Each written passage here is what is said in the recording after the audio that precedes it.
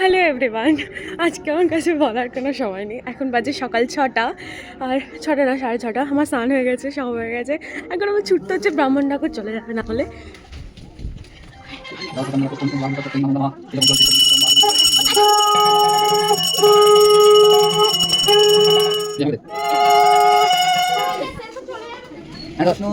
নম বিষ্ণু নম বিষ্ণু তদ বিষ্ণু পরং পদং সদা পশ্যন্তি সুরায় দিদিব চক্ষুরা তথা ভদ্রকালুই দেওয়া বিষ্ণু নম বিষ্ণু নম বিষ্ণু তদ বিষ্ণু পরং পদং সদা পশ্যন্তি সুরায় দিদিব।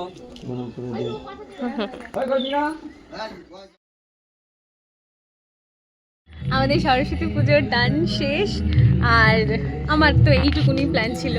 আর আমার মনে হয় না আমি এখন শাড়িও পরবো। তো এটাই হলো আমার সরস্বতী পুজোর সকাল। আর এরপর আমার মনে হয় না আমি শাড়ি পরে বেরোবো বলে। অ্যাজ ইউজুয়াল আমি আর কার সাথে বেরোবো? আনসু এখানে চলে এসছে, আর আনসুর এইবারে প্রথমবার আমাদের বাড়িতেই হলো, কারণ ওর বাড়ি যাওয়া হয়নি। এই দেশ বাড়ি থেকে এসেছিলো বলে। এটাই আমার সকালে প্রসাদ খাওয়া হয়ে গেছে, অঞ্জলি দেওয়া হয়ে সকাল 6টা 6:30টার মধ্যে আমাদের পুজো কমপ্লিট, সব কমপ্লিট। আমার মা সব জোগাড় করে রেখেছে, আমরা গিয়ে ঠাকুর মশাই পুজো হয়ে গেছে, আমরা গিয়ে জাস্ট অঞ্জলিটা দিই। কারণ ওই সকালবেলা স্নান করা, বাপরে বাপ, যদিও গরম জলে তাও। তো এটাই হলো আমার সরস্বতী পুজোর ব্লগ। কেমন লাগলো জানো? মানে আমি আর আংশু দুজন মিলে রোদ পোয়াচ্ছি।